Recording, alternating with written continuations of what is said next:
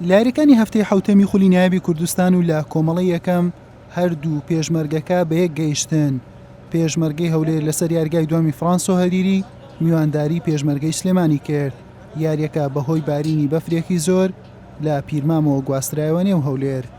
دوای تێپەڕبوونی تەنها 11 خولێک بەسەر دەستپێکی یاریەکە یوسف سەعیدی ناوبژوان فیکەی لێدانی سزای بۆ پێشمەرگەی هەولێر لێدا و عەبدوڵڵا سەربەست سەرکەوتوانە جێبەجێ کرد و گۆڵی یەکەمی تۆمار کرد.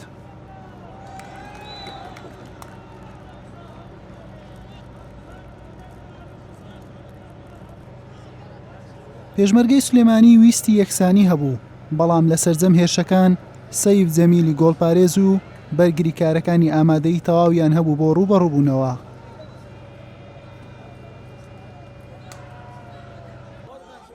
لا نیوەی دووەم یاریەکە هاوشێوەی کەش و هەوایەکە ساردی تەواوی بەخۆیەوە بینی و تەنها یەک دەرفەتیش بۆ یاریزانانی هەردوو لا نەڕەخسا تاوەکو ئەنجامەکەی پێ بگۆڕن. هەر بۆیە یاریەکە با گۆڵێکی بێوەڵام بە سوودی پێشمەرگەی هەولێر بە کۆتا هات.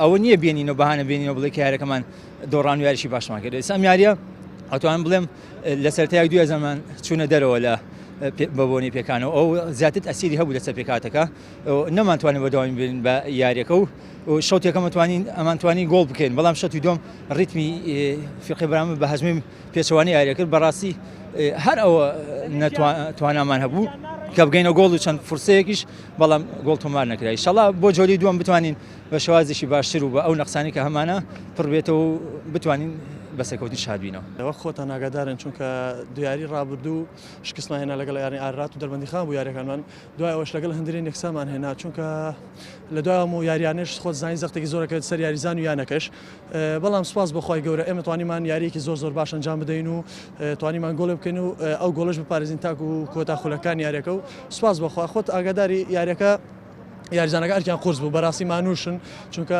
لە دوای و دویارە زەختی زۆر دەستسەری، بەڵام سوپاس بەخوای گەورە گرنگترین شتەوە بوو ئێمە سێ خاڵی یاریەکەمان بەدەستێنە و دەستخۆشی لە ڕاهێنەر و یاریزانەکان و ئەو هەندە خۆشەویستاکەین دەستخۆش لێوەژێک.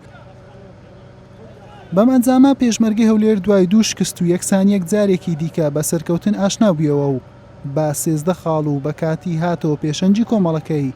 پێشمەرگەی سلێمانیش درێژەی بە ئەنجامە خراپەکانی دا و بە 8 خاڵ و بە کاتی لە ناوەڕاستی ریزمەند مایەوە. حوسێن محەممەد، کەناڵی ئاسمانی پێیام، هەولێر.